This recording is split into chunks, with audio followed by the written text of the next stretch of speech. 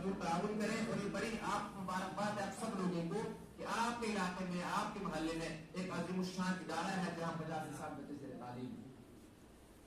हमें अपने घर का खर्चा चलाना मुश्किल है। एक बंदा जहाँ पे घर पे 4 या 5 या ज्यादा से ज्यादा आप 10 अफराद हैं, उस एक बंदे से पूछो कि वो घर का खर्चा कैसे चला रहा है, क्योंकि हमेशा उसकी जुबान पे नहीं होता है बस टाइम पास हो रहा है वो कर रहा है। तो मुझे बताओ कि जो बंदा घर का खर्चा नहीं चला रहा हो, 50-60 बच्चों को भी खर्चा उनका चला रहा हो, 2-3 उस्ताद जो उनको भी तनख्वाह देनी है, बावर्ची उनको भी तनख्वाह देनी है, ऊपर से तामीरी काम क्या है, दूसरी मंजिल को उसका भी लेटर डालना है, तो वहां तो खर्चा आता है या नहीं आता? आता है या नहीं आता? हमें अपने घर का अकेले का खर्चा चलाना मुश्किल हो जाता है, लेकिन जहाँ 50 से 60 या 80 बच्चों का 80 अफराद का खाना बनाया जाता हो, उनकी तनख्वाह का इंतजाम किया जाता हो, तो वो जो है कोई बिना पैसे के तो नहीं चलता ना, उसके लिए पैसे चाहिए या नहीं चाहिए? तो और ये बच्चा हमने भेजा है हजरत के साथ मेरे को लेके आए हजरत इमाम साहब आपके, तो कहा कि वहाँ आप लोगों से कह देना कि उस मदरसे के लिए भरपूर जो है वो लोग हिस्सा लें उसमें, उसके लिए चंदा करें, ताकि अगर जो है रमजान के बाद उसका लेटर है और उसका लेटर के उपाय तक उनको पहुंचे। एक मतलब आवाज बोले सुभान अल्लाह, ऐसा दिन का एक मतलब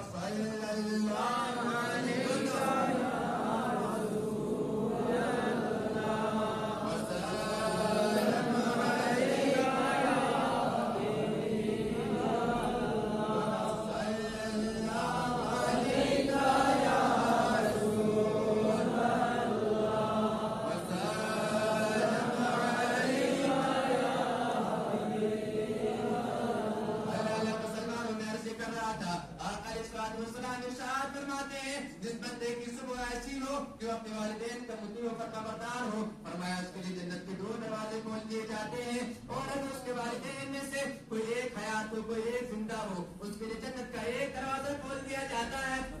आगे अलैहिस्सलाम फरमाते हैं और जो बंदा जिस बंदे की सुबह ऐसी हो कि अपने वालिदैन का नाफरमान हो, अपने वालिदैन का नाफरमान हो, उसके वालिदैन उससे नाराज हो, उनकी बात ना मानता हो, उनसे ऊंची आवाज में अगर के बात करता हो, फरमाया उसके लिए जहन्नम के 2 दरवाजे खोल दिए जाते हैं। या रसूलुल्लाह सल्लल्लाहु अलैहि वसल्लम अगर उनमें से कोई एक जिंदा हो और वो उस एक का नाफरमान हो, फरमाया अलैहिस्सलाम ने अगर उनमें से कोई एक जिंदा हो वो उस एक का भी नाफरमान हो, फरमाया उसके लिए भी जहन्नम का एक दरवाजा खोल दिया जाता है,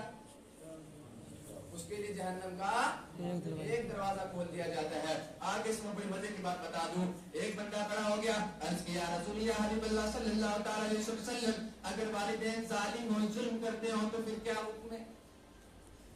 फरमाया कि अगर वालिदैन जुल्म करते हो जालिम हो अदल इंसाफ से काम नहीं, शिकायत होती है ना हमारे यहाँ कि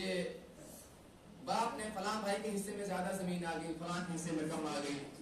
बाप की प्रॉपर्टी में से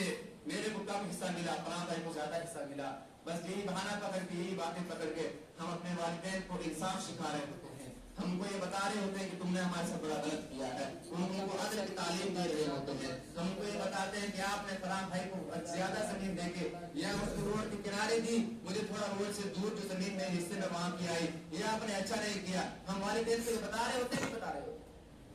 थोड़ी सी बात हो जाए अकर के बात करते, माँ बाप से नहीं करते।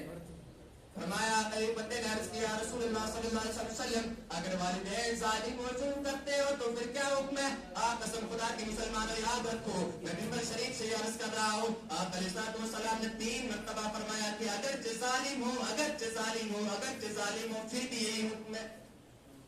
क्या फरमाया कि अगर वालिदैन जालिम और जुल्म करते हो तुम्हारे लिए जो मैंने कह दिया जो हुक्म है वो यही है कि तुम्हें उनके सामने आजिज़ी और इंकिसारी से रहना है, उनके सामने अकड़ कर नहीं चलना है, उनके आगे आगे नहीं चलना है, कभी उन पर तान तशरीह नहीं करनी है, उनको जो है इंसाफ नहीं सिखाना है। अगर वो जालिम होंगे तो उनके साथ अल्लाह रब्बुल इज्जत खुद हिसाब किताब फरमाएगा, उनका मामला अल्लाह जाने और वो जाने, उनका मामला उनका सिला अल्लाह रब्बुल इज्जत को खुद अता फरमाएगा, वो जैसा करेंगे वैसा भरेंगे, जैसी करनी वैसी करनी, लेकिन आपको इंटरफेयर करने की जरूरत नहीं है, आपको दखल अंदाजी करने की जरूरत नहीं है।